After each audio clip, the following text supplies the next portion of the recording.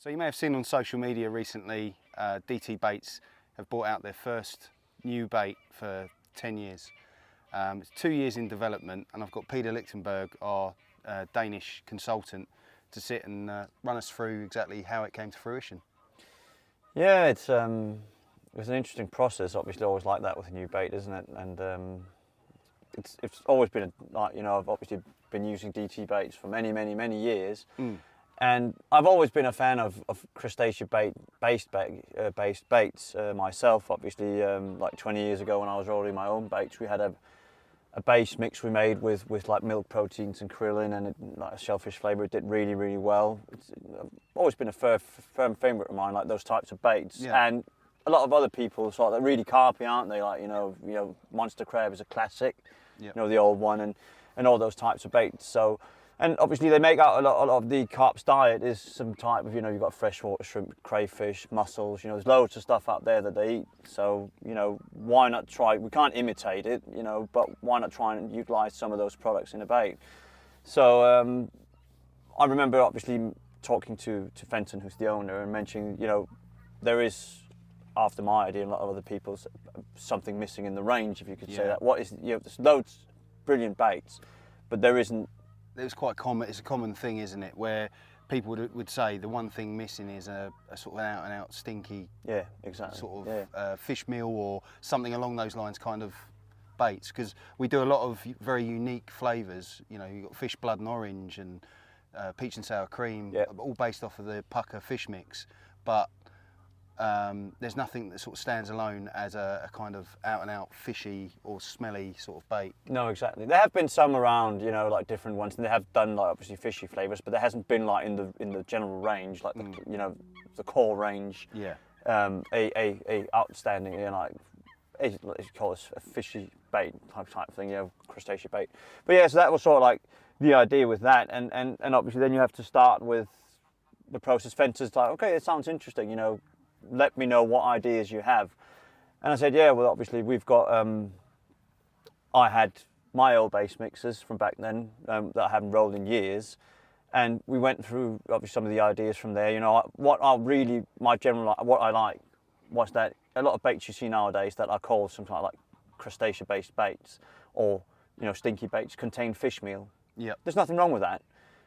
But I really like the idea of like high levels of crustacean meals in general. But the problem is they're really hard to work with because they're very light. So you can't generally not get a huge amount in there because it'll make the bait float. So that was one thing we had to work with. So obviously Fenton started sourcing different types of ingredients and went through loads of stuff he sent to me. He really went to town, didn't he? Oh, He had to try and source things from all over the place. All over the world really, sort of like, to get different things in. So you'd send me like, a batch of different things. What do you think about these? You pick some, I don't like that, whatever, or maybe that's not the right one, I like it. But, you have to go through all that kind of stuff.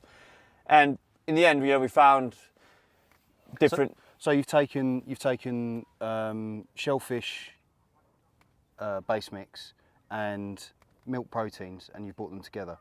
So once you were happy, you'd found the mixes and everything that you wanted. Because you like coarse baits as well, don't you? Oh yeah, definitely. And this is very coarse. Yeah, it is very coarse. It was very important to me when we talked about that it was kept as close to the original range, which I think all the baits in the range are coarse, break down easily. You know what they like, and we wanted it to be the same with this one.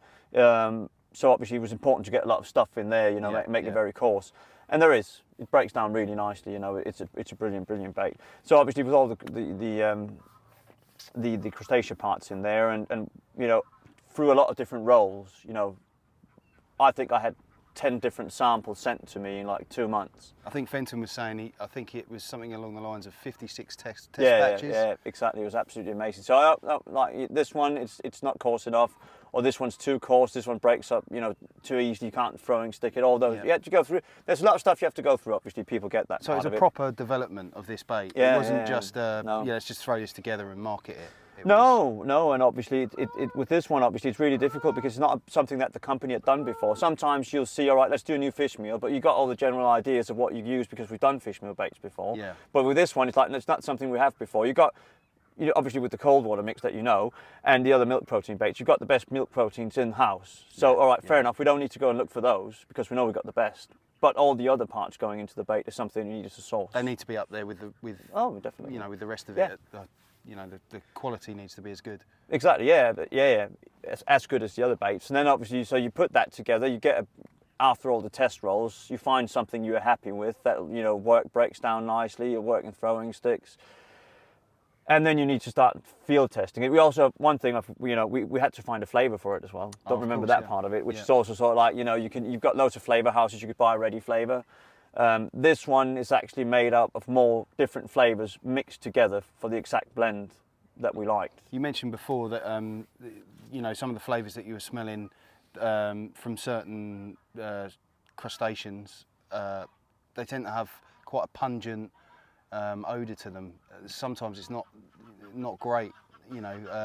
No. What we tend to find, like you're saying, is that if you find a shellfish flavour, whatever you call it, like those ones, like they're very ammonia, like, you know, they tend to overpower the naturalness of the base mix. The really. ammonia, Exactly. So I really wanted sort of like the base mix to come through in this one. It's really important to me that you can smell the ingredients as well. Yeah. So obviously the two flavours that were mixed together were a bit different. So one was quite very, like, you know, very overpowering, and the other one was like very mild. Like I told you about, you know, if you grab a crab shell that's been dried out at the beach and smell that, you know, that kind of sea smell, it was really perfect. So I was mixing those, found the right you know, levels of that, so it complements the base mix perfectly. Which you notice that when you smell it, it doesn't smell artificial in any way. No. It smells exactly what it's made of, the natural products. So, which was really important for me for that part of it to come through. So if you grab the base mix, you smell that, and after you know the baits are rolled, you can try rolling them yourself or whatever.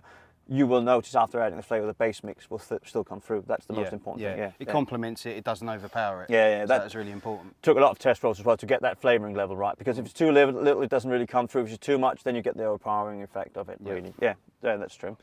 No, so that's really good. So, so then we come to the field testing, which was extensive. 18 months of field testing, and it was impressive to see the catch rates, the captures, and not only from, you know, certain parts of the country, all over the place. People having, well, I mean, you've only got to look at Rick Golder, who's one of our consultants, and he said it's been his best season that he's ever had. Exactly. Something like 840s in a season.